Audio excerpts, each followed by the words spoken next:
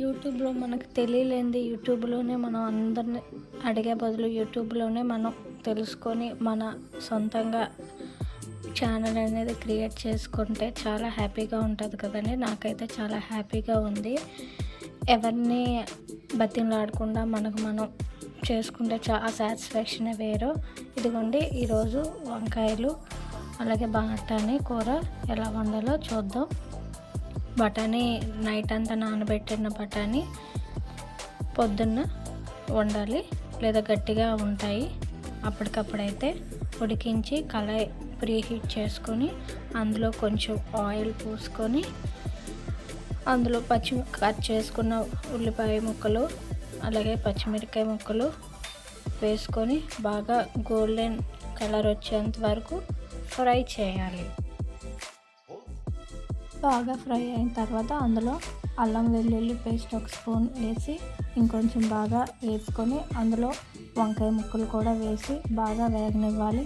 వేగిన తర్వాత పక్కన మనం పెట్టుకున్న బఠానీ బాగా ఉడికినట్లుంది. ఆ ఉడికిన బఠానీ వాటర్ లేకుండా వడకట్టి ఆ వంకాయ ముక్కల్లోని కొంచెం కొంచెంగా వేస్తూ ఉండాలి. అస్సలు వాటర్ లేకుండా వేయాలండి. వాటర్ ఉంటే మళ్ళీ మనకి అక్కడ వాటర్ లాగా అయిపోతుందండి. ఎందుకంటే మనకు అందులో కారం ఉప్పు ఇంకా ఏమీ వేయలేదు కాబట్టి వాటర్లో ఉడికినట్లు ఉంటుంది. సో అలా కాకుండా వాటర్ అంతా తీసి బఠానీ ఒకటే అలా వేస్తూ అలా ఫ్రై చేస్తూ ఉండాలండి. టమాటా ముక్కలు కూడా వేసుకొని ఫ్రై చేసి కాసేపు పోయాక మూత పెట్టేసి అలా ఉంచాలండి. బాగా ఏగుతాయి. మసాలా కావాలనుకున్న మసాలాలు కూడా యాడ్ చేసుకోవచ్చు. నేను ఇక్కడైతే మసాలా అయితే యాడ్ ఏమీ చేయట్లేదు. ఓన్లీ నేను యూస్ చేస్తుంది అల్లం వెల్లుల్లి పేస్ట్ మాత్రమే, కారం అంతకు మించి ఏది యూస్ చేయట్లేదండి. మనం ఎక్కువ మసాలాలు వాడినా సరే బాగోదండి. అదిగోండి ఒక స్పూన్ సరిపడా టేస్ట్కి సరిపడా కొంచెం సాల్ట్ వేసి వేపిన తర్వాత కాసేపు మగ్గాక పసుపు వేయండి.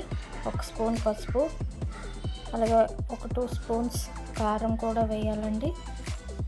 కారం ఎక్కువ తినేవాళ్ళు కొంచెం ఎక్కువ యాడ్ చేసుకుంటే చాలా బాగుంటుంది. చూడండి కలర్ కూడా అలా చేంజ్ అవుతుంది. నేనైతే ఇక్కడ ఆశీర్వాద కారం వాడతామండి. చాలామంది ఇంట్లో చేయించుకునే కారం వాడుతూ ఉంటారు, అది కూడా చాలా బాగుంటుందండి.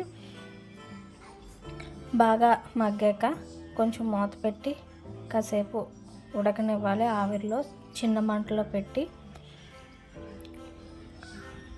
చూడడానికైతే కాసేపు మగ్గాక వాటర్ కొంచెం పోసుకొని సిమ్లో పెట్టి బాగా కూరని మరగనివ్వాలండి.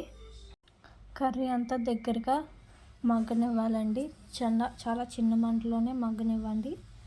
కాసేపటికి మగ్గాక చూడండి లాస్ట్లో కొత్తిమీర వేసి దించేసుకోండి.